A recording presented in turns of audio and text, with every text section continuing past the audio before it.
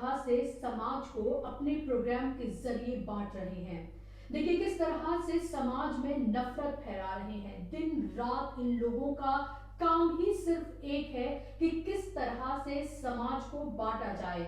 नाम रखे जाते हैं प्रोग्राम्स के, देश नहीं झुकने दूंगा, देश की बात और ना जाने क्या क्या, लेकिन उसमें दरअसल सिर्फ एक ही बात हो रही होती है कि किस तरह से बीजेपी को फायदा पहुंचाया जाए और किस तरह से इस तरह के कम्युनल प्रोग्राम्स करके, नफरत फैलाने वाले प्रोग्राम्स करके, समाज को बांटने वाले प्रोग्राम करके कैसे समाज को दरअसल बांटा जाए हिंदू और मुसलमान में। विपक्ष से सवाल पूछे जाए, विपक्ष को देशद्रोही बताया जाए, देश का दुश्मन बताया जाए, मुसलमानों को देश का दुश्मन बताया जाए, मुसलमान जो नेता हैं उनको ऐसे दिखाया जाता है कि मानो जैसे वो कितने बड़े देश के दुश्मन हैं। अपने प्रोग्राम्स के जरिए लगभग यही दिखाने की कोशिश इन लोगों को होती है। वाकई में अगर इनके प्रोग्राम्स का असर कुछ लोग ले लें तो कैसे दंगा तक भड़क सकता है, जिस तरह की नफरत भरी बातें ये लोग अपने प्रोग्राम में करते हैं।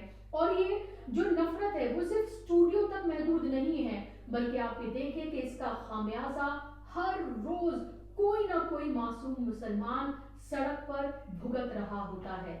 कोई ना कोई मासूम मुसलमान जो है वो इनके नफरत का खामियाजा जो है वो भुगत रहा होता है।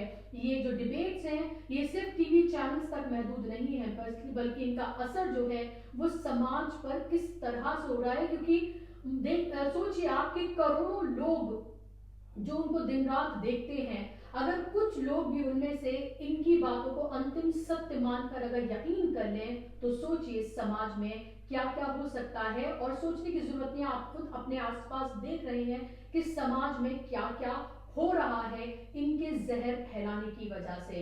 अब उत्तर प्रदेश में इलेक्शन है, इनको इनका काम दे दिया गया है, इनके आगे रोटियां डाल दी गई हैं कि इनको क्या करना है, किस तरह की डिबेट करना है, किससे सवाल पूछना है जिससे बीजेपी को सीधे सीधे फायदा पहुंचे। अब आप ये देखिए कि ये प्रोग्राम जो है वो किया गया है, जिसको लेकर आज सारा दिन हमने देखा कि कैसे ट्विटर पर और सोशल मीडिया प्लेटफॉर्म्स पर इसको लेकर सवाल जो है वो उठाए गए हैं। हिंदुओं के खिलाफ महागठबंधन, आप जरा टाइटल देखिए। एक तरफ नरेंद्र मोदी की, योगी आदित्यनाथ की तस्वीर है, दूसरी तरफ तौकीर रजा और नाहिद हसन की जो है वो तस्वीर है, और ये लिखा जा रहा है हिंदुओं के खिलाफ महागठबंधन। आप जरा इमेजिन करिए कि इस टाइटल में ही कितनी नफरत जो है वो भरी हुई है, और प्रोग्राम में क्या क्या किया गया होगा, क्या क्या डिस्कस किया गया होगा, इसका आप अंदाजा लगा सकते हैं। इसके बाद हिंदू भगाओ साइकिल पर आओ, और तस्वीरें आप जरूर देखें, जो टाइटल में तस्वीरें लगी हुई ना उनको आप जरूर देखें। हिंदुत्व से डराएंगे, हिंदू फोबिया फैलाएंगे, और आप ये देखें कि उसमें तस्वीर किसकी लगी हुई है, जिसमें साफ तौर पर ये दिखा रहे हैं कि कैसे ये लोग जो हैं वो हिंदुइज्म के जो है वो दुश्मन हैं। इसके अलावा आप ये देखिए हिंदुत्व पर चोट, हिंदू देंगे वोट, तो यहाँ पर एक तरह से विपक्ष जो है उसको यहाँ पर सीधे तौर पर टारगेट करने की इसमें कोशिश जो है वो की जा रही है। कोशिश नहीं बल्कि टारगेट सीधे तौर पर किया जा रहा है। आगे देखिए बीजेपी को जिताएंगे योगी के 80, तो 80-20 की बात कर योगी आदित्यनाथ ने जिस तरह से अपने ही प्रदेश की जनता को दो हिस्सों में बांट दिया था, नेगेटिव और पॉजिटिव एनर्जी कह के कि देश के साथ है और देश के साथ नहीं है 20% लोग, तो उनकी देखिए किस तरह से उस हेडिंग को किस तरह से भ्रामक और बांटने वाला जो है इसमें बनाया गया है। उसके अलावा आप ये देखिए पलायन के खलनायक समाजवादी हीरो, चुनाव को हिंदू मुस्लिम कौन बना रहा है, बीजेपी को जिताएंगे योगी के 80।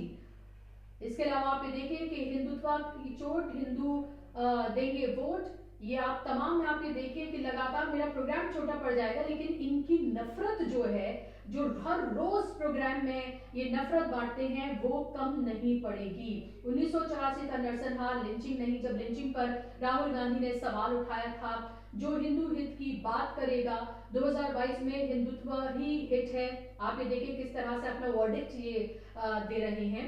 इमरान की यारी पंजाब पर भारी, और इसके अलावा देखिए खुले में नमाज का विरोध, आतंकवाद। उसके अलावा आप ये देखिए मुसलमान क्यों छोड़ रहे हैं इस्लाम, रिजवी को त्यागी और कितने बाकी, आप ये देखिए, देखिए हाउ डिस्गस्टिंग इज दिस कि किस तरह का टाइटल जो है वो रखा गया है। गला घोट अटैक पर सिर्फ निलंबन क्यों। इसके अलावा अब टुकड़े गैंग के टुकड़े टुकड़े, संसद में अटैक पर माफी काफी, शाहीन बाग पार्ट 2। और इसके अलावा आप ये देखिए मस्जिद जली नहीं महाराष्ट्र जल गया। तो आप ये देखिए कि किस तरह से लगातार ये एक तरह से बांटने की, पूरी तरीके से नफरत समाज में फैलाने की न सिर्फ कोशिश हो रही है बल्कि लगातार ये लोग इसमें कामयाब हो रहे हैं पिछले 7 साल से। हिंदुत्व की लिंचिंग चाहती है कांग्रेस, यूपी में अब्बाजान को राम राम, ऑडियो फुल अजान कबूल, हिंदू ही हिंदुत्व है। ये अपना अपना जो है यहाँ पर वर्डिक्ट जो है ये लोग सुना रहे हैं।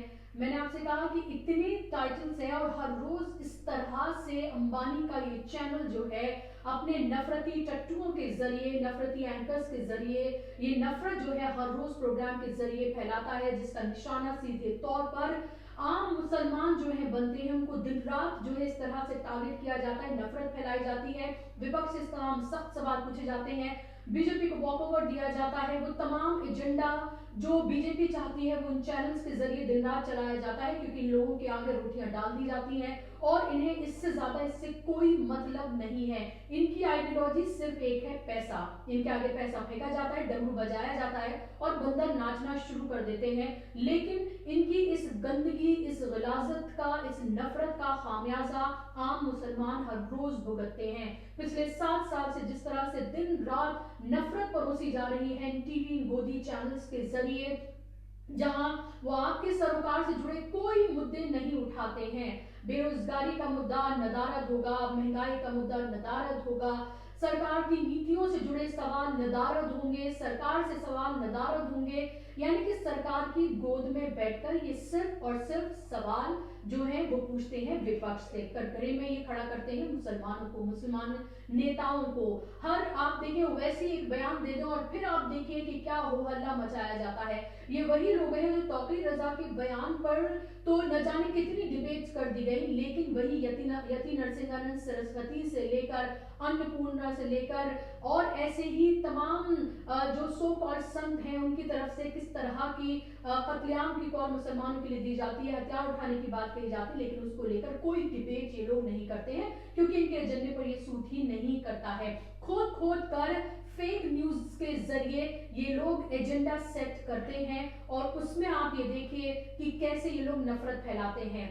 अभी हाल ही में एक और प्रोग्राम किया गया था इसी एंकर की तरफ से, जहां पर अलवर में जो रेप की घटना हुई थी उसको लेकर कहा गया कि इस पर चुप्पी साध ली गई। इसको लेकर इतनी नफरत इस शख्स ने परोसी और कहा कि अगर ये बात कांग्रेस के राज्य की है तो कोई सवाल नहीं पूछेगा, लेकिन अगर बीजेपी की होती तो वहां तक राहुल गांधी से लेकर प्रियंका गांधी सब पहुंच गए होते। हालांकि वहीं पर सीबीआई जांच के आदेश दे दिए गए हैं, फौरन गहलोत सरकार की तरफ से मुआवजे का ऐलान किया गया है, सब कुछ किया गया है जो किया जाना चाहिए, और अगर कोई कोताही कमी रह गई तो उसको लेकर सवाल पूछा जाना चाहिए। लेकिन किस तरह से ये बांट रहे हैं समाज को, इनके हर रोज के जो प्रोग्राम्स हैं उनसे साफ तौर पर देखा जा सकता है। खुले तौर पर अब लोग ये इतना खुला हो गए हैं कि कोई ढकी छुपी अब कोई बात ही नहीं है। विपक्ष के नेता हर प्रोग्राम में इन्हीं के मन से जाकर इनको बेइज्जत करते हैं। ईमानदार पत्रकार वाला आपने देखा था, उसके बाद अंबानी के चैनल में ही काम करने वाले जो अमीश देवगन है, आपको पता है उन्हें किस नाम से पुकारा जाता है, वहां पर भी आप ये देखिए अखिलेश यादव ने किस तरह से उनकी बेइज्जती की थी। हा हा हा मुस्कुराते हुए वो वहां पर उस बेइज्जती को भी अपनी इज्जत अफजाई जो है वो समझ बैठे थे, क्योंकि इतनी अकल इन लोगों में है। और ये नए नए ये जिनके जिनके प्रोग्राम के बारे में बता रही हूँ, देश नहीं झुकने देंगे, ये नए नए जो है अमन चोपड़ा, ये नए राइट विंग के बीजेपी के नए आंखों के तारे हैं, और इसीलिए ये सबसे ज्यादा नफरत फैला रहे हैं ताकि अभी जो इनका नंबर तीसरा चौथा है वो टॉप पर आ जाए और इनके आगे फिर कोई और ना हो नफरत फैलाने में। अब आप ये देखें कि कोई भी सत्ता जो है वो परमानेंट तो नहीं है। आज जो साहिब मसनद है कल नहीं होंगे। किराएदार है, कोई जाती मकान थोड़ी है। तो फिर इन लोगों का क्या होगा, सोचिए जरा। फिर ये लोग कहाँ किसके बगल में मुंह छिपा के घूमेंगे और क्या क्या ये लोग करेंगे, ये आने वाला वक्त बताएगा। लेकिन फिलहाल जितना नुकसान इन लोगों ने समाज का पत्रकारिता के नाम पर किया है, उतना शायद ही किसी ने किया हो। कार्यक्रम कैसा लगा जरूर बताइएगा। आज के कार्यक्रम में बस इतना ही। आप मुझे ट्विटर, इंस्टाग्राम, फेसबुक पर फॉलो कर सकते हैं। चैनल को जरूर सब्सक्राइब करें ताकि मैं इसी तरह से पत्रकारिता करती रहूं और आप तक तमाम जो जायज सवाल है जो आपके उठने चाहिए वो उठाती रहूं। नमस्कार, आदाब।